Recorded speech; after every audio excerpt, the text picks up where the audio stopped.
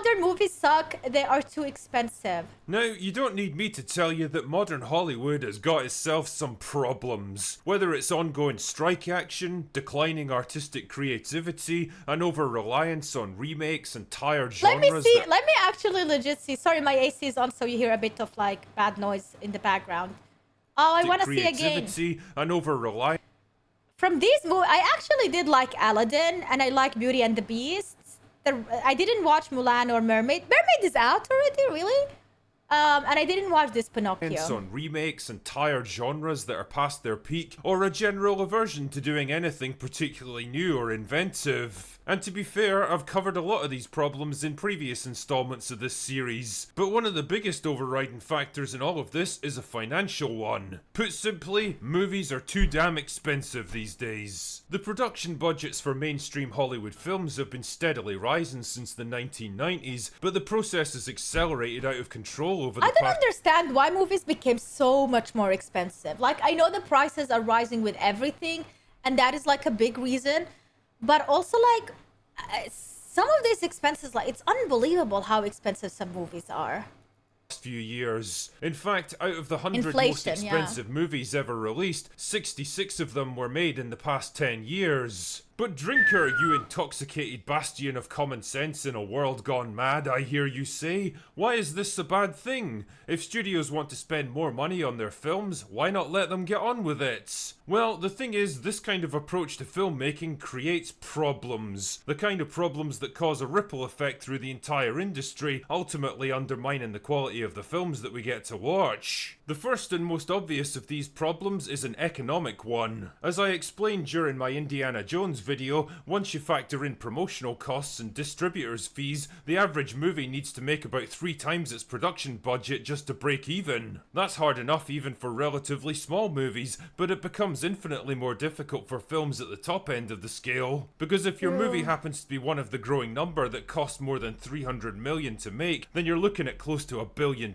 just to start turning a profit. Even now, there's not many films capable of reaching that milestone. Which brings me along to another problem, the cost of failure. See, the financial losses incurred by the studio begin to rise exponentially as the budget goes up. A $50 million flop is embarrassing to be sure, but a $300 million flop is absolutely disastrous. And the inevitable result of massive amounts of money being at stake is that studios tend to seek out safety, predictability, and proven track records. Rather than taking a risk on smaller, riskier, and more diverse projects, they tend to blow their load on whatever's popular right now. And up until recently, that meant either big budget effects heavy superhero flicks, big budget effects heavy resurrections of old franchises, or big budget effects heavy remakes of classic films from previous decades. How is this even a big budget?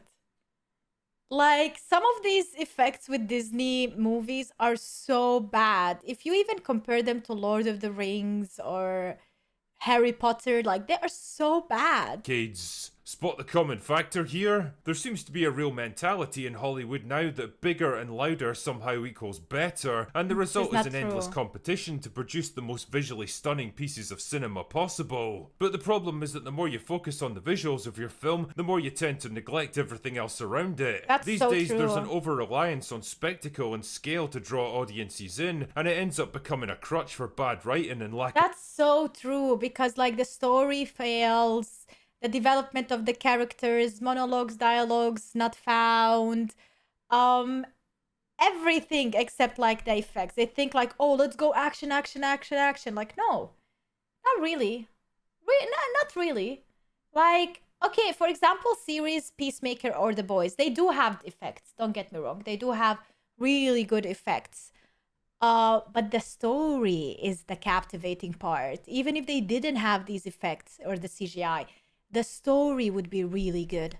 Of creativity. I mean, you can't honestly tell me that you were gripped by Avatar 2's compelling and complex storyline. No, Jesus, if you can even remember a single thing that actually happened in that movie, I'll be impressed. But what you end up with instead are a series of beautiful but ultimately empty and meaningless tech demos that keep you momentarily distracted but offer no long-term impact or emotional payoff. They stimulate your eyes, but not your brain. Yeah. And the more it happens, And not the more even, because audiences start to become some of jaded the and CGI disinterested is in what Hollywood bad. has to offer. Another big problem Or with so much far-fetched. money at stake is studio interference. I've lost track of the number of films that have been derailed and ruined because the studio started to True. get jittery about the filmmaker's creative vision and decided to stick their oar in with endless test screenings, even video last-minute games. Yeah, I rewrites, and agree. mandatory reshoots to produce something more commercially viable. Again, Yeah. it's a nice idea in theory, but the problem is that studio executives aren't storytellers, they're money men, and the decisions they make tend to be driven by whatever they think will generate the most money. Narrative Yeah. cohesion and creative integrity don't tend to Wait, factor why is he into showing their some really thinking, good movies because all here? that really matters is keeping the shareholders happy. Not only do True. rewrites and reshoots undermine a filmmaker's creative vision, but they also push the film's production budget even They're higher, really making it scared. even more First of all, they're really scared of trying new things. Second of all, they cannot sell new ideas and new things for shareholders. So that is also problematic. Like, people don't want to invest in something that they are not sure about, like nothing too risky. They're too scared of losing money because they have one chance, one opportunity. If they fail it, that's it forever. So they usually tend to go with something that is more reliable or more safe. And the safe route is usually the boring one, you know, and like something same old, same old. difficult to turn up profits. So what do you do when movies cost a shit ton of money to make and your confidence in new projects is at an all-time low? Well, you resurrect dusty old franchises with inbuilt fan bases and strong name recognition and hope that it'll somehow translate into financial success. Why do you think we've seen so many new Star Trek, Star Wars, I haven't Terminator, seen one. Indiana Jones and Didn't watch Ghostbusters it. movies Didn't in watch recent it. years? Not to mention Disney's endless cannibalization of their classic animated films. I still think that the Aladdin one was really good, and the Beauty and the Beast. Films. It's because all of those Maybe things because have been of Emma big hits Watson, at I some don't point know. in the past, and so logically, I if watched you can Star Wars, shit yeah, out not a Star lazy Trek. cash grab remake or unnecessary sequel, then it'll be equally successful, right? Wrong. No. The top 10 movies so far this year, 7 of them are Oh my god. Okay, Super Mario was amazing. Amazing. Barbie was amazing. Guardian of the Galaxy, even though it's volume 3, still was really good. Really, really good. I didn't watch Fast X. Spider-Man Across the Spider-Verse, I feel like the first one was much better. Little Mermaid, didn't see it. Ant-Man was a disappointment. Mission Impossible was good. I liked it, but, you know, it's a Mission Impossible movie, like, as always. Transformers, haven't seen it yet. It's out already? What? And John Wick, I haven't seen John Wick yet, which is, I know, guys, I know. But yeah, I don't see Oppenheimer anywhere. either sequels or remakes of older films. because this is just a and the thing remake. is, it didn't always used to be this way. Go Yeah. back in time 20 years, and the biggest films of 2003 were Return of the King, Pirates Bro. of the Caribbean, Finding Nemo, Yep. and Bruce Almighty. Yeah, Jump all back of these 30 years, amazing. and Jurassic Park, The Fugitive, The Firm, I didn't see Sleepless in this. Seattle, Yes. and Mrs. Doubtfire Yes. ruled the box Aw. office. I mean, I know which movies I find more worthy of my time. There's also a rather predictable tendency to follow the crowd at the top levels of Hollywood, leeching off winning formulas to replicate the successes of others, rather than taking the risk of inventing your own. True. I know it's become popular to shit on the MCU nowadays, but in Yeah. its prime, it absolutely changed the landscape of modern blockbuster True. movies to In the its point prime. where almost everyone adopted the exact same style and tone. Serious, mature, and thought-provoking storytelling was out, and snarky, ironic, self-deprecating humor was in. How many movies over the past 10 years can you think of where characters stop every couple of minutes to make another lame attempt at a Joss Whedon joke? It's because everyone wanted their movie to be the next Avengers. The result of all these Oh my god, the comedy part of these movies, like, I liked it at the start in a couple of movies, but then after that, I feel like they started overdoing it just for the purpose of it being entertaining and lighthearted at specific moments in the movie, because they wanted to show the contrast between like this joke and funny, lighthearted, and then after that, the shift towards something very emotional. Like, it became such a formula that was so predictable. Everything about Marvel movies lately is so predictable, and that is the boring part about it. That's why, like, now even the jokes are lame. Like, yeah, I know there will be a joke here. Like, I know, I'm waiting for that. And now, oh, there's a joke. Okay, now there's gonna be an action sequence. Something sad is gonna happen. All right, now it's gonna be something epic, and now we're gonna have a lighthearted ending. Okay, cool.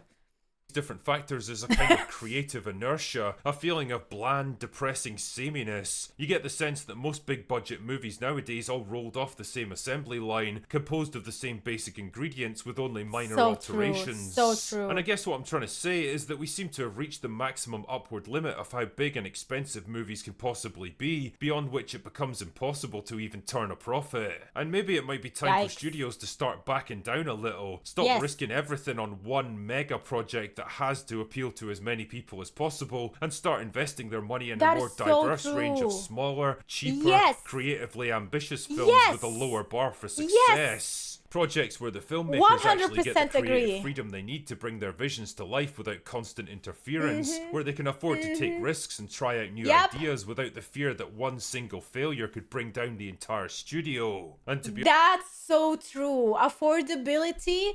And this is the same concept and situation with video games, for example, AAA, AA, and indie games, where we lately have seen that some indie games are so much better than AAA games. And like they're less expensive, cheaper games, but they give you so much more quality because they are made with love, belief, and the team is smaller and they didn't spend a lot, so they could actually try something new and different and affordable without being in big shiz if they don't succeed, you know? And that's literally the thing that movies need to do as well. We need indie movies, you know? And I feel like it's such an easy thing to do. Just believe in other people and give them a chance. With less money, of course, but give them a chance. To be honest, I think we could all benefit from a bit more variety in our summer movie season. True. Anyway, that's all I've got for today. Go away now. Yeah, go away now. Oh, okay, fine, I'll leave.